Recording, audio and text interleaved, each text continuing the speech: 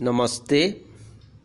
सुरेन्द्र महांतीଙ୍କ रचित मराळर मृत्यु क्षुद्र गल्पर आलोचना या पूर्वरु आमे आरंभ करिथिले एवं तार कथावस्तु संपर्क रे आलोचना प्राय सरी जाइछि। तार चरित्र, भाषा, वैशिष्ट्य, शिल्पकला ए सबु संपर्क रे आज आमे आलोचना करिबा। तेणु आमे कहिछे जे गल्पर आरंभ हेछि जदिओ सामान्य दीर्घ गल्प जहाँ रचना समय होछि 1962।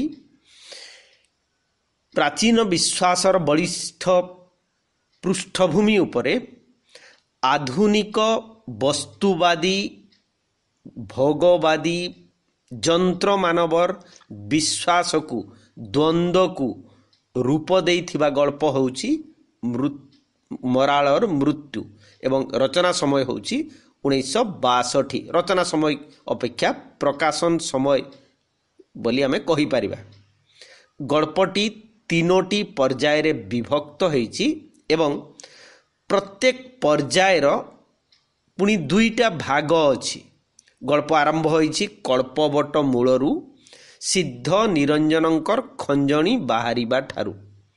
जीबीआर डिविजन रो रेलपथ निर्माण कार्य बंद करि देई श्रमिक माने खंजणी बाहरिबार तथाकथित अलौकिक और आश्चर्य घटना रे स्तब्ध होई एवं नीलांबर दासंकर भविष्यत मालिका सत्यरे परिणत होइथिबा देखि भक्ति गदगद चित्तरे खंजणी टिपा सह हरिबोल ध्वनि रे चतुर्दिग प्रकंपित करुछंती एवं एही ध्वनि दिने दिदिन नुहे सप्ताहे सप्ताहे धरी चलीछि। हुए तो आहुरी आगकू चलिबार संभावना रहिछि। प्रथम पर्यायर द्वितीय भागरे गाल्पिक सुरेन्द्र महांती बटवृक्षर इतिहास प्रदान करिछंती। भारतीय संस्कृति सरल विश्वास और प्रकृति सहित एकात्मता उपरे प्रतिष्ठित भगवान तथा आध्यात्मिकता सहित संयोग करुथिबा जे कौनसी कथा को सरल प्राण रे विश्वास करि जिबाटा भारतीय मानंकर एक अभ्यास। सेथिपई हुए तो केही केही विश्वास करिथिले जे एई बटवृक्ष मूले सुक मुनि परीक्षित को ब्रह्म ज्ञान शिक्षा प्रदान करिथिले। बटवृक्ष कालक्रमे लोकमुखरे नीलकल्प नाम नेइथिला। एई नीलकल्प मूलरे सिद्ध निरंजन आश्रम और गादी निर्माण करिथिले। एठारू सरल विश्वासी भक्त माने सिद्ध निरंजनଙ୍କ ठारू आशीर्वाद ग्रहण करुथिले एवं सेमानंकर मनस्कामना पूर्ण हेउथिला। गल्परे जोटा बंध्या माने पुत्रवती हेउथिले, रोगी माने रोगमुक्त हेउथिले, विभिन्न रकमर दुख कष्ट संकट जहा थिला निरंजनंकर आशीर्वादरु ताहा दूरीभूत हेउथिला। किंतु हठात दिने निरंजन क्यों आड़े अंतर्ध्यान हेई गले अलेख पुरुषंक ठारू निर्वंश हेबार अभिशाप पाइथिबारु तांकर उत्तराधिकारी माने मध्य लोप हेई गले। तापरे नीलकल्प अवहेलित हेई पड़िला। भक्त मानंकर भिड़ मध्य कमिला।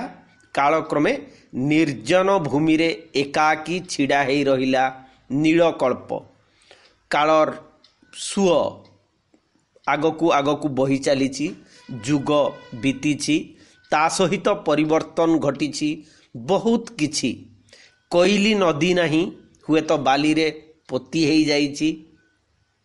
लोकमनरु नीलकल्प भी प्रायतः धूसर मलिन पड़ी आसिलानी, पासर पड़ी गलानी कहिले अत्युक्ति हेब नाही। तथापि कर्पूर चली जाइथिबा कनारे निश्चय किछि जेमिति तार विभूति तार बासना ରହେ।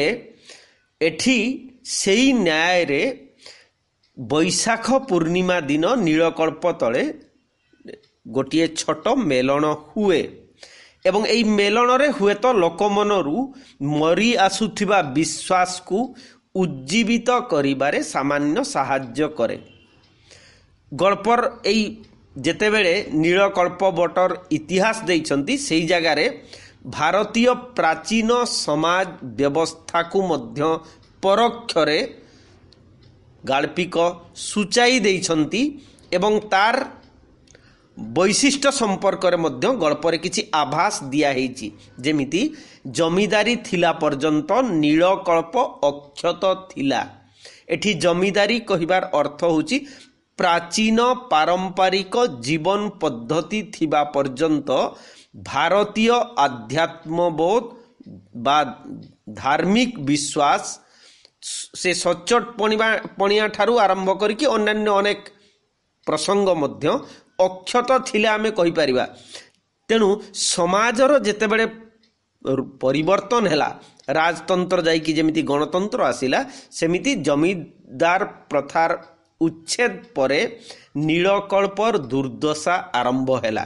କୁହାହେଇଛି ପୂର୍ବରୁ ଗଳ୍ପରେ ମଧ୍ୟ ଯେ ଗୋଟାଏ ପାହାଚ ଗୋଟାଏ ଧାପ ଯେତେବେଳେ ବିକାଶର ଆଗକୁ ଆମେ ଯାଉଛେ, ଅଗ୍ନି ଆସିଲା, ଚକର ଆବିଷ୍କାର ହେଲା, ଆମେ ମାନେ ଅରଣ୍ୟର ଗୁହା ଭିତରୁ ମଣିଷ ଘର ତିଆରି କଲା, ପ୍ରାଇଭେଟ ପ୍ରପର୍ଟି ବା ବ୍ୟକ୍ତିଗତ ସମ୍ପତ୍ତି ସୃଷ୍ଟି ହେଲା, ସେହି ଅନୁସାରେ ମାନବିକ ସମ୍ବେଦନା ତାର ମନ ବିଚାର ଆଚାର ବିବାହ ନାମକ ବ୍ୟବସ୍ଥାଟିଏ ମଧ୍ୟ ସୃଷ୍ଟି ହେଲା।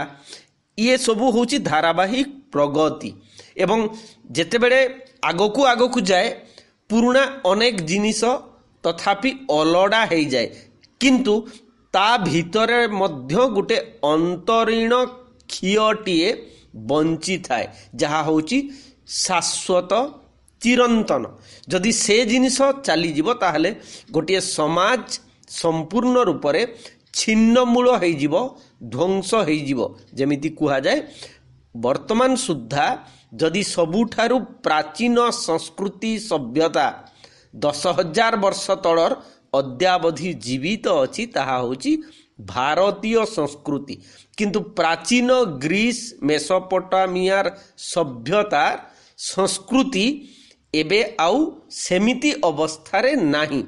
ଭୂଗୋଳ ଅଛି, ଇତିହାସ ଅଛି, କିନ୍ତୁ ଜୀବନ ପଦ୍ଧତି ଆଉ ସେଇ ପ୍ରକାରରେ ନାହିଁ। ତେଣୁ ବିକାଶରେ ଯେତେବେଳେ ପ୍ରଥମ ଷ୍ଟେପ୍ରେ ବିଜୁଳି ତାର ଆସିଲା, ନୀଳକଳ୍ପର ଅଧା ଡାଳ କଟିଲା। ଦ୍ୱିତୀୟ ପର୍ଯ୍ୟାୟରେ ଟେଲିଫୋନ୍ ଆସିଲା, ପୁଣି ଅଧା ତାର ଡାଳ କଟିଲା।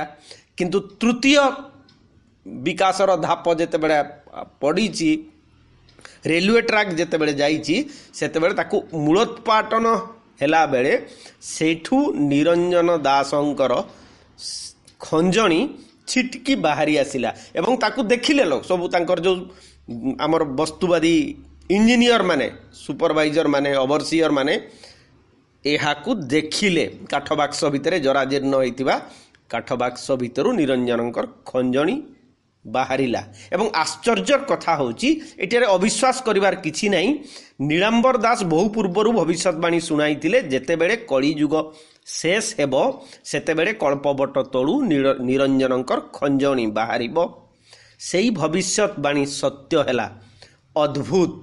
ଶ୍ରମିକମାନେ ଟଙ୍କାକୁ ତୁଚ୍ଛ ମନେ କରି ନିଜର ପେଟ ପାଟଣା, ତେଲ ଲୁଣର ସଂସାର, ନିଜର ଛୋଟ ଛୋଟ ପିଲା କବିଲା ଏସବୁକୁ ମାନେ ପ୍ରତ୍ୟାଖ୍ୟାନ କରିକି ଗାଇ ଉଠିଛନ୍ତି ଭକ୍ତି ଗଦଗଦ ଚିତ୍ତରେ, କଳ୍ପବଟ ମୂଳେ ନିତ୍ୟ ଖେଳେ ହଂସ ଯମୁନା ଜଳେଲୋ।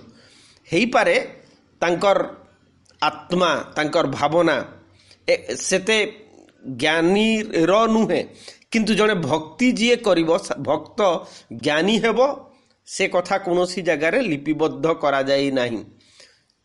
ଆମର ଯେଉଁ ସାଂଖ୍ୟ, ଆମର ଯେଉଁ ବିଭିନ୍ନ ରକମର ଯୋଗ ଅଛି, କର୍ମ ଯୋଗ, ଜ୍ଞାନ ଯୋଗ, ଭକ୍ତି, ଏବଂ ସେହି କ୍ରମରେ ଯାହା ହେଉନା କାହିଁକି ତଳ ସ୍ତରର ଯେଉଁ ଶ୍ରମିକମାନେ एमितिक दक्षिणी पश्चिमी सबु अंचल श्रमिक माने एई जो भजन कीर्तन रे सेठी गोटाए रकमर माती उठिछंती एवं एई घटना अत्याधुनिक युवक इंजीनियर सुबोध विकास बढ़िया जो चरित्र माने अछंती एमानंक पक्षरे हेई पड़िछि असह्य एवं सेमाने कहिसंती ए सब होछि अंधविश्वास। श्रमिक मानकर कीर्तन तांको पई हेइछि जेमिति गोटे किड़िकिड़ा रडी सेमाने अवज्ञा करिसंती उपेक्षा करिसंती कहउछंती जे एगुड़िक होछि अर्थहीन मूल्यहीन पागलामी। प्रथम पर्यायर लोक विश्वास सुंदर भावरे गाल्पिक उपस्थापन करिसंती एवं जोंठी कहबाकू से चाहूँगी जे मनीष केवल धन और देह देई सुखी होई पारे नहीं। आमे जेमिति जानिछे अल्पे बहुते समस्ते पढ़ी यू कैन विन शिव खेरांकर जे तुम पाखरे टंका अछि तुम कोटी कोटी टंकार सुंदर मंदिर तैयारी करि पारिबो किंतु भगवान को किनी पारिबो नाही। सेमिति गजदंतर पलंक तमे किणी आनी पारिबो किंतु सुख निद्रा किणी पारिबो नाही कारण ताहा होउची तुमर अंतर्गत व्यापार। जो मनीष जेते मात्रा रे अंतर्मुखी हेबो ए विश्व प्रकृति सहित सहजात संपर्कटीए सृष्टि करि पारिबो से ही सेमिति सुखमय जीवन यापन करि पारिबो किंतु एठी आमे से जिंस देखु नाहे। एठी से माने कहउछंती जे ए धन देह नहीं कहीं सुखी हेई पारिबो नाही ता पई आहुरी गोटिए वस्तु रही जाउची जहाँकि ताकू दिए चिर शांति अनंत आनंद। आमे कहि पारिबा गोटाए रकमर मुक्ति एवं से मुक्ति निर्वाण बाता से पर्यायवाची ना नहीं भिन्न कथा। व्यक्तिरु समष्टि माने व्यक्ति स्तररु विश्व स्तर विश्वरु विश्वातीत स्तर ये मध्य होउची गोटिए उत्तरण एवं से उत्तरण ही होउची आनंद एवं से समय रे ता निकटरे एई क्षणभंगुर पृथिवीर तथा कथित कामना वासना जड़ित जेते सबु सुख एगुड़िक तुच्छ हेइछि। श्रमिक माने ज्ञानर कथा बुझंतु कि न बुझंतु सरल विश्वास रे से माने निजर इतर मानसिक अवस्था को उच्चतर स्तर को नहीं जाई भावविहल होई निजकू एक अनंत अपरिचित हुए तो अधिक शक्तिशाली सत्ता सहित मिसाई देइछंती एवं यह आधुनिक मनीष पई हेई पारे अर्थहीन अंधविश्वास हेई पारे तथापि श्रमिक माने निजर पेट पाटना चिंता न करी तांकर क्षुधा तृष्णा पिला कबिला तेल लुणर संसार कथा चिंता न करी निजकू मिसाई देइछंती से भगवत सत्ता मध्यरे निज जीवन को से माने पवित्र करि पारिछंती।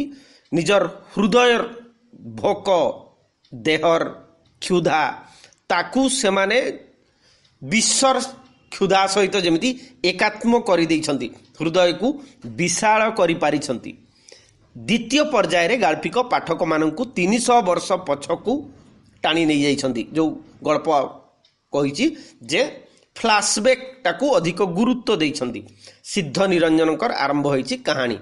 सिद्ध निरंजन दास केमिति भाबरे कोठी प्रतिष्ठा करथिले आरंभरू से लिखिछंती जे जेउ दिन जटाजुट वृत्त सिद्ध निरंजन केवल खंडे खंजणी पलाश काठर खंडे बाड़ी और लाउतुंबार भिक्षा थाल धरी कोइल नदी धार रे पहुंचिले से दिन एई अपंतरा भूमि रे 5 मन 25 प्रकृति परी शाखा मेली अहल लंबाई कल्पवट जेपरी एक अनंत छाया स्निग्ध प्रतीक्षारे ठिया हेइथिला। तेणु विश्व प्रकृति जेमिति मातृवत कोड़ेई नेबा पई सिद्ध निरंजन को अपेक्षा करिथिला। तेणु प्रकृति भितरे मध्य एई गुण सहयात्री सहगामी सतीर्थर भावना को गाल्पिक आरोप करिछंती। गाल्पिकंकर एई वर्णनारू जणाजिव जे सिद्ध निरंजन अलेख धर्मी ହେଇ ପାରନ୍ତି। ଆମର ଓଡ଼ିଶାର ଯେଉଁ ଯୋଗ ଏବଂ ଜ୍ଞାନ ମାର୍ଗର ସମ୍ପର୍କରେ ଅଲେଖ ନିରଞ୍ଜନ ଆସିଥାଇ ପାରନ୍ତି। ନିରଞ୍ଜନ ନାମରୁ ମଧ୍ୟ ଏ କଥାର ସୂଚନା ମିଳେ ଯେ ଅଲେଖ ନିରଞ୍ଜନ ହେଉଛନ୍ତି ଅଲେଖ ଧର୍ମୀମାନଙ୍କର ପବିତ୍ର ନାମ। ତଥାକଥିତ ମହିମା ଧର୍ମର କଥା ମଧ୍ୟ ଆମେ କହିପାରିବା, ଯେଉଁମାନେ ପିଣ୍ଡ ବ୍ରହ୍ମାଣ୍ଡ ସାଧନାର ସଂଯମ ଶୃଙ୍ଖଳା ଭିତରେ ମୁଖ୍ୟତଃ ମହାଶୂନ୍ୟକୁ ଅନୁଭବ କରିବାକୁ ଚେଷ୍ଟା କରନ୍ତି। ଏମାନେ ମନ୍ଦିର ମୂର୍ତ୍ତି ପୂଜାର ଘର ବିରୋଧୀ, ଯେଉଁ ରକମର ଆମର ବୌଦ୍ଧ ଧର୍ମରେ ଆମେ ଭଲ ଭାବରେ ଜାଣିଛେ ଯେ ପିତୁଳା ପିଜା ପୌତଳିକତାକୁ ବିରୋଧ କରୁଥିଲେ। ଆମର ପାରମ୍ପରିକ ଅର୍ଥହୀନ ଯେଉଁ ପୂଜା ପ୍ରତିବାଦ କରାହେଇଥିଲା, କିନ୍ତୁ ବୁଦ୍ଧଙ୍କର ଦେହାନ୍ତ ପରେ ଆଶ୍ଚର୍ଯ୍ୟଜନକ ଭାବରେ ବୁଦ୍ଧଙ୍କର ପିତୁଳା ପୂଜା ଆମେ ଆରମ୍ଭ କରିଦେଲେ। ଭାରତୀୟ ଧର୍ମରେ ଇଏ ଗୋଟେ ହେଉଛି ବିଡ଼ମ୍ବନା ଏବଂ ଏହାର ପୁନରାବୃତ୍ତି ହେଇ ଚାଲିଛି। ତ ସେ ଯାହା ହେଉ, ଆଜକୁ 300 ବର୍ଷ ପଛକୁ ଫେରିଲେ ଆମେ ଓଡ଼ିଶାର ଧର୍ମ କ୍ଷେତ୍ରରେ ମୁଖ୍ୟତଃ ଚୈତନ୍ୟଙ୍କ ସମୟରେ ଗୌଡ଼ୀୟ ବୈଷ୍ଣବ ଧର୍ମର ପ୍ରାଧାନ୍ୟ ବା ପ୍ରାବଲ୍ୟକୁ ଦେଖିବାକୁ ଚାହୁଁ। ମହାପ୍ରଭୁ ଚୈତନ୍ୟଙ୍କ ଠାରୁ ଏହି ଧର୍ମର ପ୍ରାୟ ଆରମ୍ଭ ହେଇଥିଲେ ମଧ୍ୟ ତାଙ୍କର ପରବର୍ତ୍ତୀ ସାଧକମାନେ ଏହି ଧର୍ମ ଭିତରେ କିନ୍ତୁ ବହୁ ପରିମାଣରେ ବ୍ୟଭିଚାର ପୁରାଇ ଦେଲେ। ଯେଉଁ ଶ୍ରେଷ୍ଠ ଭକ୍ତି ପ୍ରେମ ଭକ୍ତି ଥିଲା, ଚୈତନ୍ୟଙ୍କର ଭଗବତ ପ୍ରାପ୍ତିର ମାଧ୍ୟମ ଥିଲା, ତାକୁ ଅନ୍ୟମାନେ କିନ୍ତୁ ଭିନ୍ନ ଅର୍ଥରେ ଗ୍ରହଣ କରିନେଲେ ଏବଂ ସେ ଭିନ୍ନ ଅର୍ଥ ହେଉଛି ଦୈହିକ କାମନାର ଚରିତାର୍ଥ। ଭକ୍ତି ନାମରେ ବ୍ୟଭିଚାର, ଇଏ ହେଉଛି ଆମର ବିକୃତି ଏବଂ ଏହି ଧର୍ମ ଦ୍ୱାରା ଶାରୀରିକ ସାହଚର୍ଯ୍ୟର ସାମୀପ୍ୟର ସାନ୍ନିଧ୍ୟର ସୁଯୋଗ ମିଳୁଥିବାରୁ ବହୁ କଞ୍ଚା ମାଂସଲୋଭୀ ଭକ୍ତମାନେ ଶୁଦ୍ଧା ମାର୍ଗ, ଏହି ତଥାକଥିତ ଭକ୍ତି ମାର୍ଗର ପଥିକ ହେଲେ। ଫଳରେ ରାଧାକୃଷ୍ଣ ମିଳନର ଶୁଦ୍ଧା ଭକ୍ତି ଗଣଧର୍ମ ପୁଣି ରାଜଧର୍ମ ରୂପେ ସେତେବେଳେ ଏହି ଶୁଷ୍କ ଆଧ୍ୟାତ୍ମିକତାକୁ ମୌସୁମୀର ଝଡ଼ ପରି ଉଡ଼ାଇ ନେଲା ବୋଲି ଗାଳ୍ପିକ କହୁଛନ୍ତି। ଏବଂ ସେ ଆହୁରି ସ୍ପଷ୍ଟ କରି କହିଛନ୍ତି ଯେ ଅଦ୍ୱୈତର ଅଶରୀର ପ୍ରଶାନ୍ତ ପାଇଁ ନୁହେଁ, ଦୈତ୍ୟ ଲୀଳାର ଅନ୍ତର୍ନିହିତ ମାନବୀୟ ବେଦନା ସମାଜର ଚିତ୍ତବୃତ୍ତିକୁ ବିଦଗ୍ଧ କରିଦେଇଥିଲା। ବୌଦ୍ଧ ତାନ୍ତ୍ରିକ ବା ସହଜିଆ ମାନେ ଯେଉଁ ବ୍ୟଭିଚାର କରୁଥିଲେ, ସେଥିରେ ହୁଏତ ଆବରଣ ଥିଲା, କିନ୍ତୁ ଶୁଦ୍ଧା ଭକ୍ତି ମାର୍ଗର ସାଧକମାନଙ୍କର ବ୍ୟଭିଚାର ଗାଳ୍ପିକଙ୍କ ଭାଷାରେ ଶୁଦ୍ଧା ଭକ୍ତି ନାମରେ କଳଙ୍କ ଶିଷ୍ଟ ଓ ବିଶିଷ୍ଟ ସମାଜରେ ଆଧ୍ୟାତ୍ମିକ ଅଭିପ୍ସା ଓ ସାଧନାର ପ୍ରତିଷ୍ଠା ଲାଭ କରି ବସିଲା। ଶୁଦ୍ଧା ମାର୍ଗର ସାଧକମାନେ ଜଗନ୍ନାଥଙ୍କୁ ଉପେକ୍ଷା କରି ଅସ୍ୱୀକାର କରି ଶ୍ରୀକୃଷ୍ଣଙ୍କୁ ମୂଳ ଭଗବାନ, ପୁରୀକୁ ପ୍ରତ୍ୟାଖ୍ୟାନ କରି ବୃନ୍ଦାବନକୁ ନିତ୍ୟ ରାସସ୍ଥଳୀ ରୂପରେ ଗ୍ରହଣ କରିନେଲେ। ଯେଉଁ ସାଧକମାନେ ଶୂନ୍ୟ ରୂପୀ ଜଗନ୍ନାଥଙ୍କୁ ମୂଳ ଭଗବାନ ଓ ପୁରୀକୁ ନିତ୍ୟସ୍ଥଳୀ ରୂପେ ସ୍ୱୀକାର କରୁଥିଲେ, ସେମାନେ ରାଜଶକ୍ତି ଦ୍ୱାରା ଦଣ୍ଡିତ ହେଉଥିଲେ। ସେମାନଙ୍କର ଆଶ୍ରୟସ୍ଥଳୀ ହେଇଥିଲା ଗାଳ୍ପିକଙ୍କର ଭାଷାରେ ପ୍ରାଚୀ ନଦୀ ଠାରୁ ବୈତରଣୀ ମଧ୍ୟବର୍ତ୍ତୀ ଅଞ୍ଚଳ ଏବଂ ଅତ୍ୟନ୍ତ ଦୁର୍ଗମ ପାହାଡ଼ ପର୍ବତ, ହୁଏତ ନିକାଞ୍ଚନ କେଉଁ ପଲ୍ଲୀର ବଟବୃକ୍ଷ ତଳ, ସେଇ ଜାଗାରେ ସେମାନେ ରହୁଥିଲେ। ନିରଞ୍ଜନ ଦାସ ମଧ୍ୟ ଶ୍ରୀକ୍ଷେତ୍ରରୁ ଗୋଟାଏ ରକମର ପଳାଇ ଆସିକି ଆତ୍ମରକ୍ଷା କରିବା ପାଇଁ ଏହି କୋଇଲି ନଦୀର ଅପନ୍ତରା ତଟରେ ବଟବୃକ୍ଷ ମୂଳରେ ଆଶ୍ରୟ ସ୍ଥାପନ କରିଥିଲେ ଏବଂ ରାଜଶକ୍ତି ଉପରୁ ତାଙ୍କର ସମସ୍ତ ଆସ୍ଥା ବିଶ୍ୱାସ ସେତେବେଳକୁ ତୁଟି ଯାଇଥିଲା। ତେଣୁ ଗୋଟାଏ ରକମର ଆତ୍ମରକ୍ଷା କରିବା ପାଇଁ ଯେତେବେଳେ ସେ ଆସିକି ଏଠି ରହିଛନ୍ତି, ସେତେବେଳେ ମଧ୍ୟ ଚାହୁଁଥିଲେ ଯେ ଏଇ ଅଜ୍ଞାତବାସରେ ରହିବେ, ତାଙ୍କୁ ଯେମିତି ଲୋକମାନେ ଚିହ୍ନନ୍ତୁ ନା, ନ ଚିହ୍ନିଲେ ଭଲ। କିନ୍ତୁ ଲୁଚେଇବାକୁ ଚାହୁଁଥିଲେ ମଧ୍ୟ ଏହି ଅଜ୍ଞାତବାସ ସମୟରେ, ସ୍ୱେଚ୍ଛାକୃତ ଅଜ୍ଞାତବାସ, କୌଣସି ରକମର କାହା ସହିତ ସର୍ତ୍ତର ହିସାବରେ ପାଣ୍ଡବମାନେ ଯେମିତି ମହାଭାରତରେ ଅଜ୍ଞାତବାସ ଯାଇଛନ୍ତି, ଇଏ ସେମିତି ନୁହେଁ। ନିଜକୁ ସେ ଯେମିତି ବୃହତ୍ତର ସମାଜ ଠାରୁ ପ୍ରତ୍ୟାହାର କରି ନେଇକି ଗୋଟିଏ ଅଜଣା ଲୋକ ଭଳିଆ ବଞ୍ଚିବାକୁ ଯେତେବେଳେ ଚାହୁଁଛନ୍ତି, କିନ୍ତୁ ସେ ଘଟଣା ଘଟିଲା ନାହିଁ। ତାଙ୍କର ସ୍ୱାଭାବିକ ପ୍ରକୃତି ଲୋକଲୋଚନକୁ ଆସିଛି, ଭକ୍ତମାନେ ଜାଣିଛନ୍ତି ଏବଂ ଜାଣିଲା ପରେ ତାଙ୍କର ଭକ୍ତମାନଙ୍କର ଯେଉଁ ଛୋଟ ଛୋଟ ମନ ବାସନା କାମନା ଦୁଃଖ ତାଙ୍କ ଦ୍ୱାରା ଦୂର ହେଇଛି। ସେଇ ଯେଉଁ ଭକ୍ତମାନେ ଆସିଛନ୍ତି ସେମାନେ ସମସ୍ତେ ସାଧକ ହେବେ, ସିଦ୍ଧିଲାଭ କରିବେ, ଅଲେଖ ନିରଞ୍ଜନଙ୍କ ଭଳିଆ ନିଷ୍କାମ କର୍ମ କରିବେ, ଏସବୁ ଜିନିଷ ନାହିଁ। ତାଙ୍କର ସଂସାରର ତେଲ ଲୁଣ ସଂସାର ଭିତରେ ଜଞ୍ଜାଳ ଭିତରେ ଯେଉଁ ଛୋଟ ଛୋଟ ଦୁଃଖ ଅଛି ସେଇ ଦୁଃଖ ଦୂର କରିବା ପାଇଁ ସେମାନେ ଆସିଛନ୍ତି। ତେଣୁ ସେମାନଙ୍କୁ କୁହାଯାଇପାରିବ ଯେ ସକାମ ଭକ୍ତି ନେଇ ଅଧିକାଂଶ ଭକ୍ତ ଆସିଛନ୍ତି ଏବଂ ଆସିବା ଦ୍ୱାରା ତାଙ୍କର କାମନା କିନ୍ତୁ ପୂର୍ଣ୍ଣ ହୋଇଛି। ତେବେ ନିରଞ୍ଜନ କୌଣସି ଅଲୌକିକ କଥା କହିନାହାନ୍ତି କି ଅଦ୍ଭୁତ ଘଟଣା ଦେଖାଇ ନାହାନ୍ତି। ସବୁଠାରୁ ଗୁରୁତ୍ୱପୂର୍ଣ୍ଣ ଜିନିଷ ଗୁଡ଼ିକ ନିରଞ୍ଜନଙ୍କର ବାଣୀ ହେଉଛି ଯେ କାଠରେ ନିଆଁ ପରି।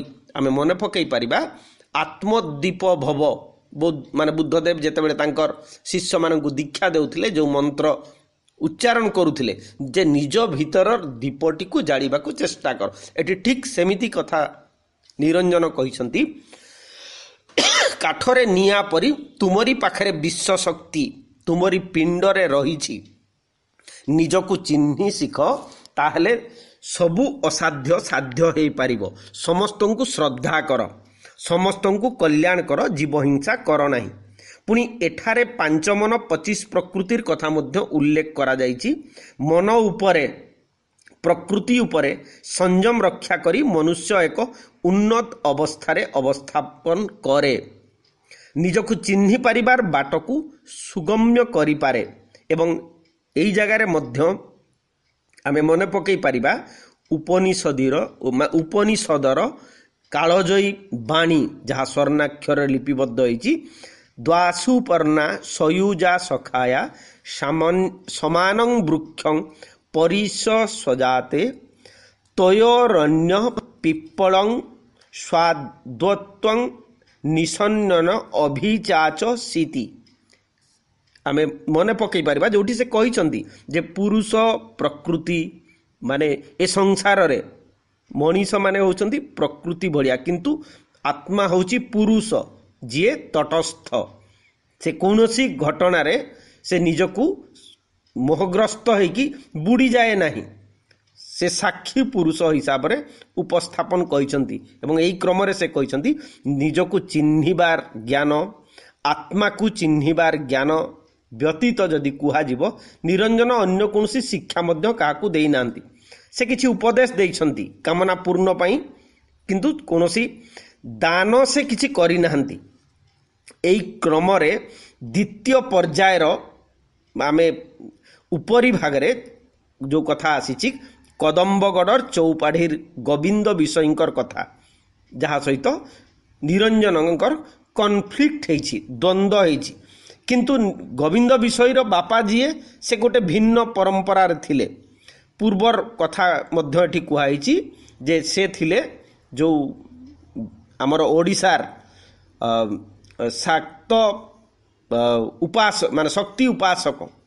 କିନ୍ତୁ ଏଠି ସେ ରାଧାକୃଷ୍ଣଙ୍କର ଯୁଗଳ ମୂର୍ତ୍ତି ପ୍ରତିଷ୍ଠା କରିବା ପାଇଁ ଯେତେବେଳେ ଡାକିଛନ୍ତି ମୁଖ୍ୟ ଉଦ୍ଘାଟକ ହିସାବରେ ପ୍ରାଣ ପ୍ରତିଷ୍ଠା କରିବେ ନିରଞ୍ଜନ, ଏବଂ ସେଥିପାଇଁ ବୃନ୍ଦାବନରୁ ଯୁଗଳ ମୂର୍ତ୍ତି ଆସିଛି, ଭକ୍ତବୃନ୍ଦ ଆସିଛନ୍ତି, ସେବାଦାସୀମାନେ ଆସିଛନ୍ତି ଏବଂ ନିରଞ୍ଜନ ସେ ଉପସ୍ଥାପନ କରିବେ। ସେହି ଜାଗାରେ ସେ ତାର ପ୍ରତିବାଦ କରିଛନ୍ତି ଏବଂ ଏହାକୁ ବିକୃତି ବୋଲି କହିଛନ୍ତି। ଏବଂ ଗୋବିନ୍ଦ ଆମର ବିଷୟୀ ସେଇ ଜାଗାରେ ନିରଞ୍ଜନକୁ ଯେତେବେଳେ ଅପମାନିତ କରିଛନ୍ତି, ନିରଞ୍ଜନ ଅନ୍ତର୍ଧ୍ୟାନ ହେଇଛନ୍ତି, ସେ ଜାଗା ଛାଡ଼ିକି ସବୁଦିନ ପାଇଁ ଚାଲି ଯାଇଛନ୍ତି।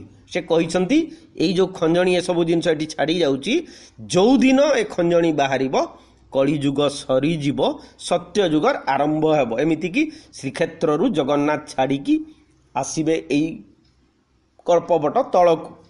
ଦ୍ୱିତୀୟ ପର୍ଯ୍ୟାୟଟିର ଗଳ୍ପ ସହିତ ଆଲୋଚକମାନେ କହନ୍ତି, ବିଶେଷ ଭାବରେ ଡକ୍ଟର କୁମୁଦ ରଞ୍ଜନ ପାଣିଗ୍ରାହୀ ଆଲୋଚନାରେ କହିଛନ୍ତି ଯେ ଗଳ୍ପରେ ଲିଙ୍କ ଠିକ୍ ଭାବରେ ରହିପାରିନାହିଁ।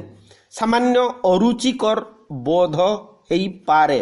ତେବେ ତୃତୀୟ ପର୍ଯ୍ୟାୟର ଆରମ୍ଭରେ ଆମେ ଦେଖୁଛେ ଏଇ ଯେଉଁ ଆଧୁନିକ ଇଞ୍ଜିନିୟର ମାନଙ୍କୁ ଯେଉଁମାନେ ବ୍ରିଜ ଖେଳୁଛନ୍ତି, ତାସ ଖେଳ ଖେଳୁଛନ୍ତି, ଏବଂ ଏମାନେ ସମସ୍ତେ ପ୍ରାୟ ଅଧିକାଂଶ ବିଦେଶରୁ ଇଞ୍ଜିନିୟରିଂ ପଢ଼ିକି ଆସିଛନ୍ତି। ଏମାନେ ଯେତେବେଳେ ସେଇ ଭଜନ ଶୁଣୁଛନ୍ତି, ସେଇ ଯେଉଁ ଜଣାଣ ଶୁଣୁଛନ୍ତି, ଖଞ୍ଜଣି ମିଳିଲା ପରେ ନଦୀରେ ହଂସ ପହଁରୁଛି, ପଛରେ ତାର ଚଞ୍ଚୁ ଆଘାତ କରୁଛି, ପାଣି ପିଉଛି, ସେମାନେ ଏକଥା ମଧ୍ୟ ସ୍ପଷ୍ଟ ଭାବରେ କହୁଛନ୍ତି ଯେ ଏଥିରେ କୌଣସି ବିହଳିତ ହେବାର ତତ୍ତ୍ୱ ନାହିଁ, ପ୍ରମତ୍ତ ହେବାର ତଥ୍ୟ ସମ୍ଭବତଃ ନାହିଁ। ଏଇସବୁ ଜିନିଷ ଗୁଡ଼ିକ ସେମାନେ ବୁଝିପାରୁନାହାନ୍ତି ଯେ କ'ଣ ସତ୍ୟ ଅଛି। ତେଣୁ ଗାଳ୍ପିକ କହିଛନ୍ତି ଯେ ଏସବୁ ହେଉଛି ସରିଆଲିଷ୍ଟ ଛବି ପରି ଅତ୍ୟନ୍ତ ଦୁର୍ବୋଧ୍ୟ। ହଂସକୁ ଭିନ୍ନ ଭାବରେ ବ୍ୟାଖ୍ୟା କରିକି ସୁବୋଧ କହିଦେଇଛି ଯେ ଆଜିର ଜନତା ତଥାପି ସେଇ ଯୁଗରେ ବଞ୍ଚିଛି ଯେଉଁ ଯୁଗରେ ହଂସ ଥିଲା ସବୁଠାରୁ ଦ୍ରୁତଗାମୀ। ସେ ଗତିର ପଥକୁ ରୁଦ୍ଧ କରିବା ପାଇଁ ସେଇ ପଶ୍ଚାତ ଗତି। ଏଠି ସୁବୋଧ ଯେତେବେଳେ ଗତିର ପଥ କଥା କହୁଛି ତାହା ହେଉଛି ଆଧୁନିକ ବସ୍ତୁବାଦୀ ସମାଜର, ଆଧୁନିକ ତଥାକଥିତ ବିଜ୍ଞାନର, ଏବଂ ବିଜ୍ଞାନର ଏଇ ଯେଉଁ ଏକପାଖିଆ ଅଗ୍ରଗତି ତାହା କଦାପି ଏ ବିଶ୍ୱର ବିକାଶ ପାଇଁ ନୁହେଁ, ମାନେ ସଷ୍ଟେନେବଲ୍ ଡେଭଲପମେଣ୍ଟର କଥା ଯେଉଁ କୁହାହେଉଛି ତା ପାଇଁ କଦାପି ହେଇପାରିବ ନାହିଁ। ତେଣୁ ସେଇ ଜାଗାରେ ଯେତେବେଳେ ସେ କହିଛି ଯେ ଇଏ ହେଉଛି ପଶ୍ଚାତ ଗତି, ଏଇ ଯେଉଁ ଧର୍ମ ବିଶ୍ୱାସ, ଏଇ ଯେଉଁ ଭକ୍ତି ଭାବନା, ଏଇ ଯେଉଁ ତଥାକଥିତ ସଂକୀର୍ତ୍ତନ, ଖଞ୍ଜଣି, ଏସବୁ ଗୁଡ଼ାକ ଗୋଟାଏ ରକମର ସେ ଉପହାସ କରିଛି। ସେ କଥା ଶୁଣିଲା ପରେ ଆମେ ଏକଥା ମଧ୍ୟ ମନେ ପକାଇ ପାରିବା ଯେ ବୈଷୟିକ ଉନ୍ନତି ହେଉଛି ଆମ ପାଇଁ, ଆଧୁନିକ ଲୋକମାନଙ୍କ ପାଇଁ ସବୁଠାରୁ ଗୁରୁତ୍ୱପୂର୍ଣ୍ଣ। ତେଣୁ ଆମେ କ'ଣ ଭାବୁଛେ ନା ହଂସ ଏକ ସାଧାରଣ ପକ୍ଷୀ ଯାହାର ଗତି ଅଛି ମନ୍ଥର, କିନ୍ତୁ ଏଇ ହଂସ ଆତ୍ମାର ସ୍ୱରୂପ, ଆତ୍ମାର ପ୍ରତୀକ।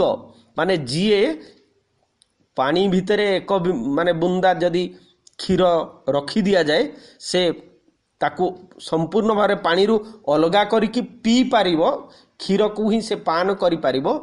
ଏଇ କଥାଟିଏ ଆମେ ବିଶ୍ୱାସ କରିବାକୁ ବା ବୁଝିବାକୁ ମଧ୍ୟ ଚାହୁଁନାହିଁ। ତେଣୁ ହଂସ ଏକ ଆତ୍ମା, ଅବିନଶ୍ୱର, ଚିରନ୍ତନ, ସର୍ବଘଟରେ ଏହା ବାସ କରେ। ଉପନିଷଦରେ ମଧ୍ୟ ହଂସ ସମ୍ପର୍କରେ ଯେଉଁ କୁହାଯାଇଛି, ନବଦ୍ୱାରେ ପୁରେ ଦେହି ହଂସ ଲଲାୟତେ ବହି ବସି ସର୍ବସ୍ୟ ଲୋକସ୍ୟ ସ୍ଥାବରସ୍ୟ ଚରସ୍ୟ ଚ। ପୁଣି ସର୍ବଜୀବେ ସର୍ବସଂସ୍ଥେ ବୃହନ୍ତେ ଅସ୍ମିନ୍ ହଂସ ଭ୍ରମତେ ବ୍ରହ୍ମଚକ୍ରେ ପୃଥଗାତ୍ମନଂ ପ୍ରେରିତାରଂ ଚ ମତ୍ୱା ଦୁଷ୍ଟସ୍ତେତସ୍ତେନ ମୃତତ୍ୱମେତି। ଏହି ହଂସ ପକ୍ଷୀ ମାତ୍ର ନୁହେଁ, ଏହା ପ୍ରକୃତରେ ଆତ୍ମା, ସର୍ବଜୀବରେ ବାସ କରେ। ହଂସ ବିନା ପିଣ୍ଡ ସମ୍ଭବ ନୁହେଁ। ପିଣ୍ଡର ଜୀବନ ରସ ପ୍ରାଣ ହେଉଛି ହଂସ।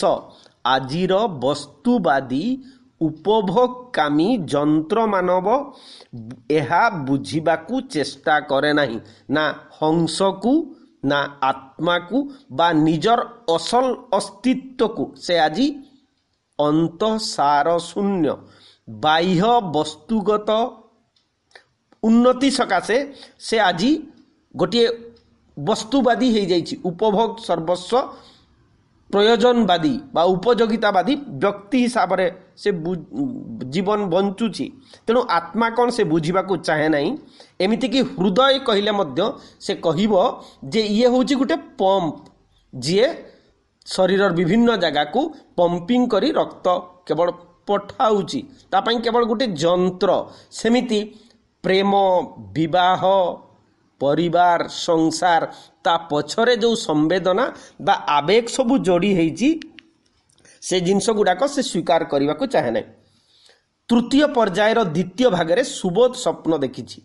ସ୍ନିଗ୍ଧ ଶୀତଳ ନୀଳ ନିସ୍ତରଙ୍ଗ ଜଳପ୍ରବାହରେ ଗୋଟିଏ ହଂସ ଆତ୍ମବିସ୍ମୃତ, ଆମେ କହିପାରିବା ଆତ୍ମବିସ୍ମୃତ ଅର୍ଥ ସମ୍ପୂର୍ଣ୍ଣ ଆତ୍ମସଚେତନ, ଏଠି ସ୍ୱାର୍ଥ ଯେଉଁ ବ୍ୟକ୍ତିଗତ ସ୍ୱାର୍ଥକୁ ସେ ସମ୍ପୂର୍ଣ୍ଣ ଭାବରେ ଭୁଲି ଯାଇଛି। ସେହି କ୍ରମରେ ସେ ଏଠି ସାଧାରଣ ଅର୍ଥରେ ଆତ୍ମବିସ୍ମୃତି କଥା ହେବ ନାହିଁ। ତ ସେଇ ସନ୍ତରଣ କରୁଛି, ହଂସଟିଏ ଚଞ୍ଚୁରେ ପକ୍ଷକୁ ଆଘାତ କରୁଛି ଏବଂ ସେହି ସମୟରେ ସୁବୋଧ ତାକୁ ଲକ୍ଷ୍ୟ କରି ଗୁଳି ମାରିଛି। କିନ୍ତୁ ଗୁଳିବିଦ୍ଧ ହେବା ପରେ ସେ ଦେଖିଛି ଯେ ତାହା ହଂସ ନୁହେଁ, ସୁଚିତ୍ରା, ତାର ଆଦ୍ୟ ଯୌବନର ସ୍ୱପ୍ନ ସଙ୍ଗିନୀ ସୁଚିତ୍ରା, ତାର ପ୍ରେମର ପ୍ରଣୟର ସିଏ ହେଉଛି ପ୍ରତିବିମ୍ବ, ପ୍ରାଣ ପ୍ରବାହ ସୁଚିତ୍ରା। ତେଣୁ ସୁଚିତ୍ରାକୁ ଉଦ୍ଧାର କରିବା ପାଇଁ ସୁବୋଧ ଯେତେବେଳେ ପାଣି ଭିତରକୁ ଡେଇଁ ପଡ଼ିଛି, ସେ ଉଠେଇଲା ବେଳକୁ ଦେଖୁଛି ତାହା ପୁଣି ସୁଚିତ୍ରା ନୁହେଁ, ସେଇ ଗୁଳିବିଦ୍ଧ ହଂସ।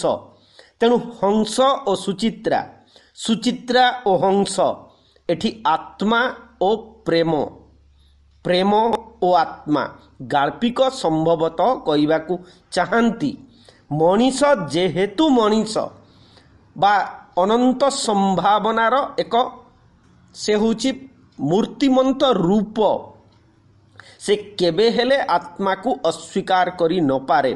ଆଧୁନିକ ଯନ୍ତ୍ରମାନବ ସଚେତନ ଅବସ୍ଥାରେ ଆତ୍ମାକୁ ସ୍ୱୀକାର କରିବାକୁ କୁଣ୍ଠାବୋଧ କରୁଛି, ପ୍ରେମକୁ କେବଳ ଦୈହିକ ବ୍ୟାପାର ବୋଲି ଗ୍ରହଣ କରୁଛି।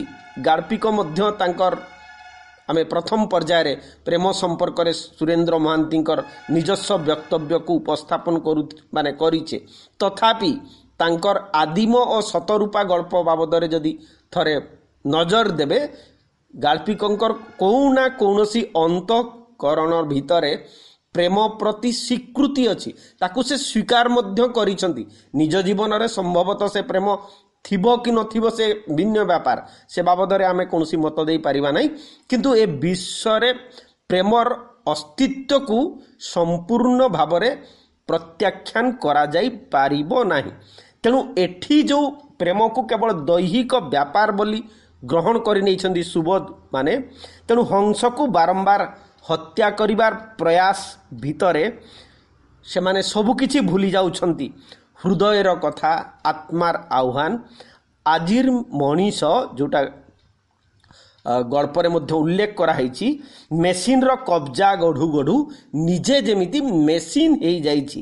ତେଣୁ ଆତ୍ମା ତା ନିକଟରେ ଏକ ଉଦ୍ଭଟ କଳ୍ପନା ମାତ୍ର। ତା ନିକଟରେ ଆତ୍ମା ଘୋର ସନ୍ଦେହ, ଅମା ଅନ୍ଧକାରର ଅନିଶ୍ଚିତତା। ନିଜ ଭିତରେ ଥିବା ଆତ୍ମାକୁ ସେ ଚିହ୍ନେ ନା, ତାର ସ୍ଥିତି ସମ୍ପର୍କରେ ଅଚେତନ। ଆଧୁନିକତାର ଚରମ ବାସ୍ତବତା ଭିତରେ ସେ ଭୁଲି ଯିବାକୁ ଚାହେଁ ନିଜକୁ, ନିଜର ଆତ୍ମାକୁ, ନିଜର ଅନ୍ତଃକରଣ ଓ ଅସ୍ତିତ୍ୱକୁ। ମେସିନ୍ ଭଳି ସେ ବି